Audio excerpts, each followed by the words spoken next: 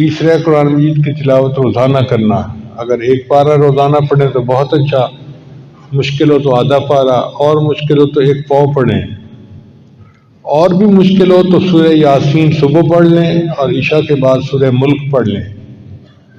نبی علیہ السلام نے ارشاد فرمایا قرآن مجید کی ایک سورت ہے جو 30 آیات کی ہے، اور میرا دل چاہتا ہے کہ یہ میرے ہر امتی کے دل میں ہو۔ اب آپ بتائیں کہ جب نبی علیہ السلام یہ تمنا فرماتے ہیں، وش کرتے ہیں کہ میرے ہر امتی کے دل میں ہو، تو ہم میں سے ہر بندے کو سورہ ملک یاد کرنی چاہیے۔ 30 آیات ہے نا، ایک آیت روز یاد کریں، ایک مہینے میں یاد ہو جائے گی۔ ہر کوئی بندہ نہیں کہہ سکتا جی کہ میں نہیں پڑھ سکتا، میں نہیں یاد کر سکتا۔ 30 آیات ایک مہینے میں یاد کرنا بہت آسان سا کام ہے۔ حدیث پاک میں آتا ہے کہ جو بندہ سورہ ملک کو روزانہ عشاء کے بعد پڑھے گا تو یہ سورہ ملک اس کو قبر کے عذاب سے محفوظ کر دے گی۔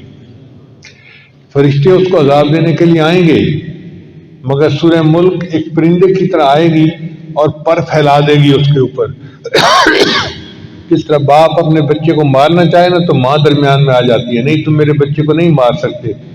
سورہ ملک اس طرح ماں کی طرح اپنے پڑھنے والے کو بچائے گی کہ نہیں تم اس کو عذاب نہیں دے سکتے، اور اللہ اس کا عذاب معاف فرما دیں گے۔ تو اس لیے سورہ ملک زبانی یاد ہو، اور عشاء کے بعد آپ اس کو زبانی پڑھ لیں، قرآن پاک کھولنے کی ضرورت ہی پیش نہ آئے۔